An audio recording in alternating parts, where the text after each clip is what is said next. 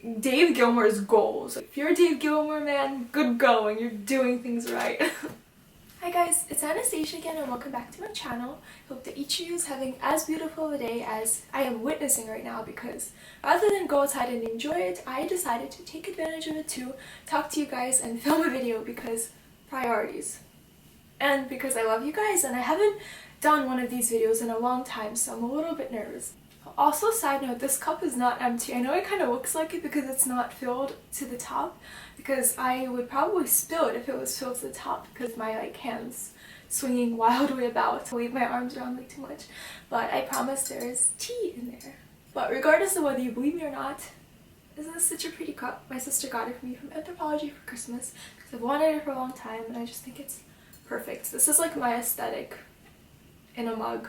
But moving on, as you can tell by the very lonely title of this very lonely video, today I wanted to talk to you guys about a thing called loneliness, because while loneliness is a very sad thing to feel, it's quite a beautiful thing to think about, as is the case with a lot of topics, strangely. So I think that the first thing that we should try to figure out is, what is loneliness anyway, and is it the same thing for everybody? I think that one of the most fundamental or easiest concepts or conceptions of loneliness is the idea that loneliness equals being alone, or loneliness is something that you feel in the absence of other people. But I don't think that's really it, because then how would you explain people that feel lonely when they're surrounded by a lot of people? People that feel lonely in a crowd, people that feel lonely when they're living in one of the most heavily populated cities like New York City, and you're constantly surrounded by people.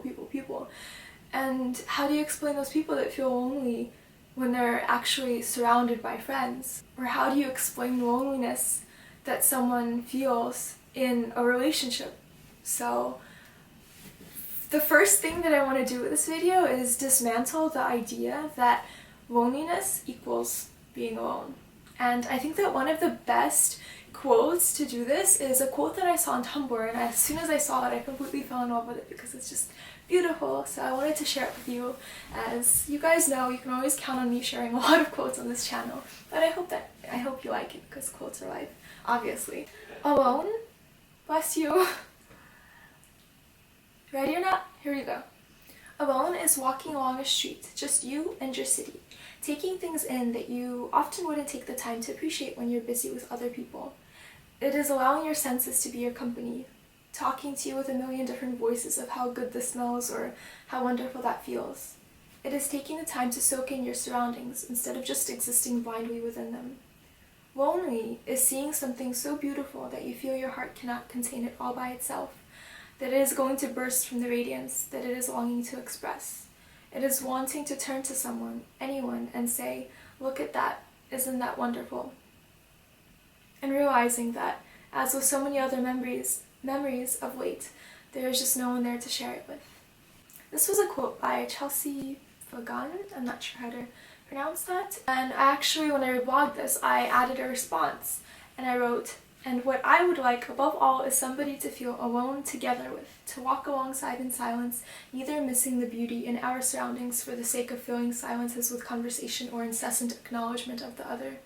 That is the only way for me, I think, to avert the sorrow of loneliness, sans sacrifice of the beauty in being alone." So I think that that was a really excellent case for sort of driving the divide between the ideas of loneliness and being alone somehow being meshed together, as they often are in our society. And it's strange to me because I've talked about this a lot in other videos before.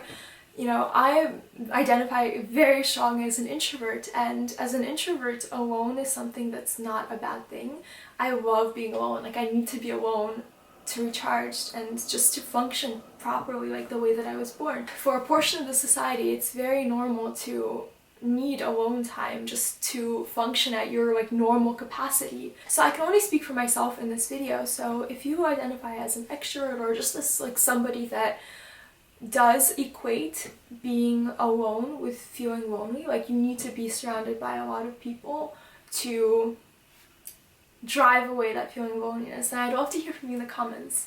But for me, those two concepts are very separate. So just to shed a little bit more light on the complexity and the nuanced sort of nature of how different people regard being alone, I wanted to share another quote that I really love that I recently stumbled upon. It's called Two Types of Introverts. Type 1, they like to be alone. They like being quiet and a quiet environment. They prefer staying in because there's too much stimulation outside. They get tired very quickly when they're exposed to the outdoors too long. They can be in the room as long as possible without getting bored. There's always something going on in their mind or on their desk. Type 2, they like to be alone. They are not necessarily quiet. They get easily bored. They like to go out and explore on their own. They like traveling and trying out new things, but often wear headphones so that they can keep the experiences to themselves without interacting with other people. They don't mind stimulation from the world as long as they have enough privacy to digest it by themselves. When I saw this, I was like, whoa, this like makes so much sense, because sometimes you'll like stumble upon, you'll meet another introvert and they'll be like, yeah, you know, I don't really like to go out and like be social, or I prefer a night in to a night out, or etc, etc, etc. And I was like, it's strange, because like for me, I love nights in and stuff, but I also love to like be social and like go out and like go dancing or go exploring or being surrounded by crowds and like big cities like New York and stuff. And I love that. Like, I get kind of lonely and sad, or like a little bit bored if I'm always stuck inside. Like, I have to be outside in the world, and I feel happiest when I'm out in the world, like surrounded by a lot of hustle and bustle.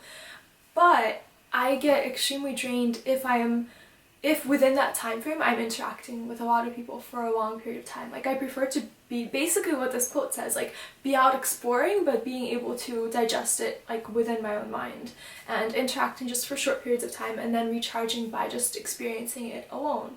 So when I saw that, I was like, wow, this is so incredible. But so anyway, going back to the topic at hand, I just wanted to share that because, again, I think it sheds light onto those nuances, like the nuances and the way that people regard loneliness, or more specifically being alone. And I think it just further disproves the misconception that loneliness is the same thing as being alone. But then if loneliness is not about the specific presence of other people or like interaction with other people, why is it that people that love to be alone still feel lonely? You know, like how can you explain that? And this just leads me to believe that perhaps loneliness is less about wanting someone to share something with, or just wanting someone to be around, and it's more about feeling understood.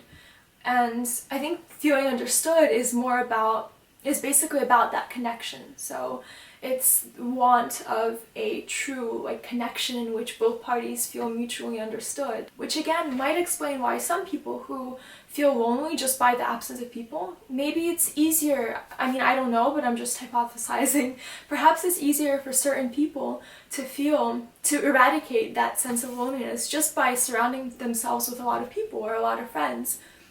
And they like instantly feel less lonely, perhaps. I don't know. That's not how I function, but maybe some people do. So for certain people that might crave a deeper connection from an interaction, say, or, you know, just really crave that sense of feeling like truly understood, and the lack of that is what makes them feel lonely, then being surrounded by a lot of people and interacting with a lot of people in the absence of this sort of a feeling of understanding or this sort of a connection can just make the loneliness feel even more overwhelming, you know? And I think that explains how you can be in a relationship or surrounded by close friends, or, you know, by like people that you've had friendships with for a long time, and you can still feel lonely if the relationship lacks that sort of a fundamental, like pure level of connection. Feeling understood and getting like your soul across to another person, if the two people are kind of different or like operate on fundamentally different levels, or just like really different people, that can be really, like, it can be really difficult, because just like communicating is difficult, and trying to use language to express feelings and like just who you are as a person and what you're just going through, like that's incredibly difficult, because language is so insufficient for accurately conveying what we're feeling or what we're thinking, or like who we are inside, or like the things that we feel that we just have no words, like we have no way of putting into words. So just communicating and connecting with another person is just already like an innately difficult thing to do, arguably an impossible thing to do. So when two people are just kind of like incompatible on certain levels, or just like vastly different, it becomes even more difficult to do, and that can elicit the feelings of loneliness especially. So if you're still with me, and we can agree that perhaps loneliness is not about being alone technically or physically, and loneliness equals the absence or lack of a connection which makes you feel understood.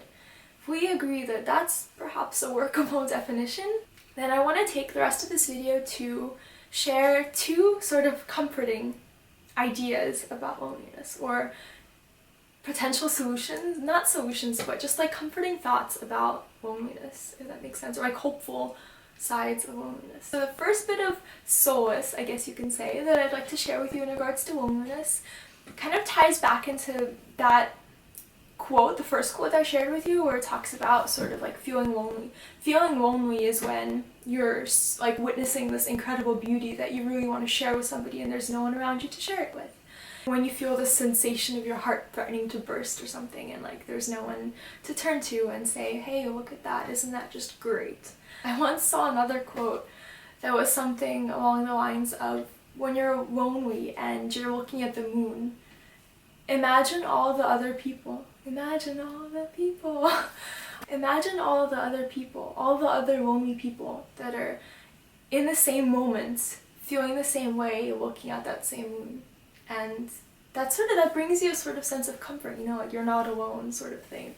And I don't know, I think that's a beautiful thought. Thinking about that sort of led me to another thought that I wanted to share with you. And please bear with me because I know it's getting like a little bit confusing, but sometimes like when you're walking and you're looking at something, say something that you've looked at a million times, like it's a street that you've walked a million times in your hometown, or it's like part of your bedroom, or I don't know, something. You see something beautiful in it, right?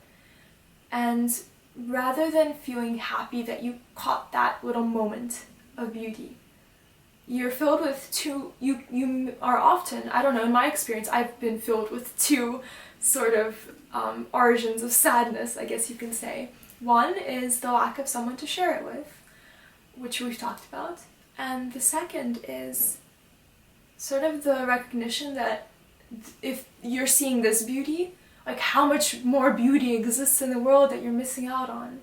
So it's like a it's like a double-edged sword, you know. Firstly you want to share this beauty with someone because like you've seen it, so you want someone else to witness it as well.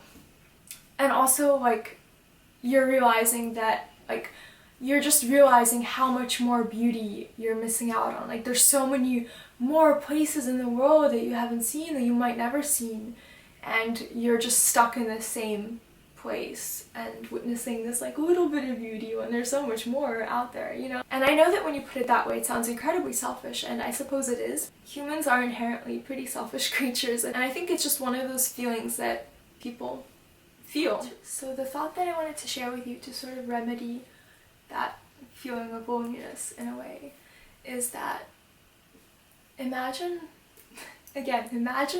all the people out there that are experiencing that same moment, perhaps at the same time as you, that are seeing something beautiful, have no one to share it with, and are like just like seeing that little snapshot that you might never see. Just imagine like a world of these snapshots that are transpiring, that people are taking every moment, you know, and sort of just tucking it away, or like just tucking it away inside of themselves with no one to show it to. But like those moments were captured, they were witnessed by those individuals. The same way that the things that you're seeing, the beauty that you're kind of collecting in your mind, like you witnessed it, you've borne witness to it, you know? Even if you didn't share it with someone, you carry it inside yourself. What if we just like imagine or think of the world as this mosaic of snapshots taken by these lonely people? So if you see something that's beautiful and you want to share it with, just feel comfort in knowing that you've borne witness to it. Like you've seen your corner, so to speak. And there are a myriad of other people that are taking their little snapshots and their little snapshots, like so on and so forth. And each of you sort of comprises this like beautiful tapestry of moments, of lonely moments that you sort of tuck away in your mind for each other. Like you've seen it, you see it for each other. Does that make sense? Is that a strange thought? I don't know, for some reason I thought it and it just was like, it just brought me comfort. The same way that looking at the moon and realizing there's a myriad of other people looking at the same moon, feeling a similar sort of way. That was a comforting thought. And this also was a comforting sort of a thought, that even if you don't have someone to share it with, like, you're sort of sharing it on like a subliminal level, you know? Because none of us will ever see all of the beauty in the world. But it's comforting to think that, so what if we don't see it? Someone else is seeing it, like, through their eyes. And someone else is seeing it somewhere else through their eyes. And we're all sort of doing our little part to be aware of that beauty, to observe it and to recognize it and to validate it in, like, through our eyes. Does that make sense? I'm speaking right now and I can tell it sounds just crazy, but it made sense in my mind and it was beautiful for a second. So I know that there's someone out there watching this right now that gets what I'm trying to say and could probably articulate it way better than I can, because clearly I'm failing in the moment, in the present moment. But please comment down below if you understand what I'm trying to say and can word it in a slightly better way. I could probably word it much better if I was writing this out, but what can you do? I don't know, just this idea of like a world comprised of swatches of beauty that collected, like documented by an army of lonely people. Now, I should probably quit while I'm not ahead and move on to the second bit of solace that I wanted to share with you guys today in regards to loneliness. And this time it's going to be aided by a poem called Some Trees by John Ashbery. Some Trees by John Ashbery is one of my favorite poems in the world, and these several lines that I'm about to share with you are probably the reason that I love this poem as much as I do. So here we go. Arranging by chance to meet as far this morning from the world as agreeing with it. Arranging by chance to meet as far this morning from the world as agreeing with it. So it's this idea that you meet So I'll explain this in a second, but if we believe our earlier definition that loneliness stems from a lack of connection and like pure understanding, then perhaps the solution, or like the remedy to loneliness is to find that connection and that pure understanding. And I think that resolution lies in these lines. That sounded so dramatic, guys. Lies in those lines, like, these are the days of our lives. I'm getting a little bit wacky here. So let's say you agree with the world. You're happy to conform with the world, with society's standards. You're totally fine with it. It's great, it makes you happy, you see nothing wrong with it. For example, it's cool, the world's cool, you don't see any reason to go far away, so you don't go very far from it, you stay in the center, say. Then it's likely you'll also find other people who also agree pretty well with the world and don't feel the need to escape or go on a different path. So it's likely that you'll find each other, you know? Again, it's that idea of like attracts like. But say you disagree with the world just a little bit and you decide to go a little bit, veer off the path a little bit.